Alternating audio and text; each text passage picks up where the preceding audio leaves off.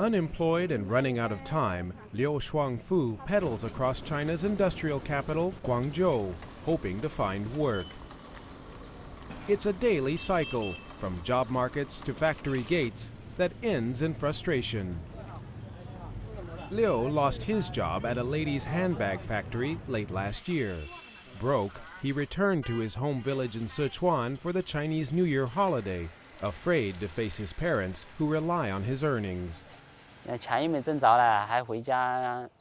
went home with nothing. I was sure that my mother would blame me. They said, "You just roamed around, doing nothing, wasting time." I tried to explain to them it was because of the financial crisis, but they did not understand what that was.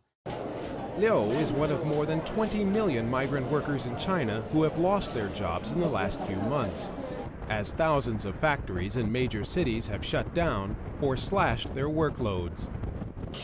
Some have given up and tried to start new lives back home.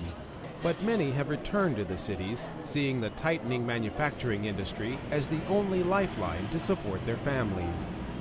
It is harder to find a job at home, he says. There is nothing to do in my hometown.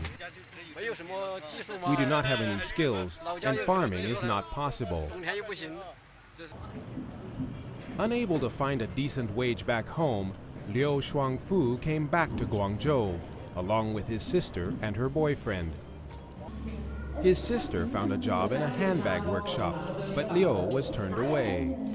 He says he has no choice but to keep on searching. Here in Guangzhou, it is so hard to find a job. The salary is so low. I'm really nervous about how my life is going. We have to pay the rent, our daily needs, everything. I'm really frustrated. I have never thought about my future, but I don't have much confidence. The swelling masses of unemployed present an increasing concern to China's leadership. If the issue of migrant workers' unemployment goes unsolved, it could very easily lead to social instability and cause social conflict, even political turbulence. This is something no one will be happy to see. Worried about the potential for unrest, China has stepped up security in areas where migrant workers gather. And the central government has trained more than 3,000 public security directors from across China on how to defuse rallies and protests before they explode into violent outbreaks. Adding to the government's worries are the more than 6 million new university graduates who will join the already dismal job market this summer. Students who once expected that a degree would guarantee them well-paid careers are finding they must compete for even menial jobs. Among them is Tang Li, who will graduate from a logistics university in Beijing. She began working part-time at KFC 4 years ago to help offset the cost of her studies. But after half a year of fruitless job hunting, she worries it may be the only job she can find. In our class, not so many people have found a job. Most of the ones who did had personal connections with the company. Some of the students have already returned to their hometowns because most of us are not from here. I still hope that I can find a good job in logistics in Beijing. I don't want to go back home. China is hoping to reignite its economy with a nearly $600 billion stimulus plan. It has unleashed a wave of new construction, including new railway lines, highways, and environmental projects. But some say the government's plan does not go far enough to create new jobs.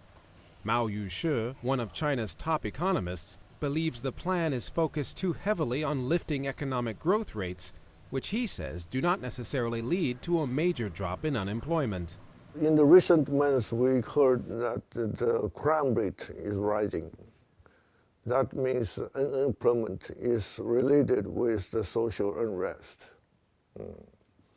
Although they are not angry and not, 他们不是对政府有什么仇恨，但是他生活没来源了啊。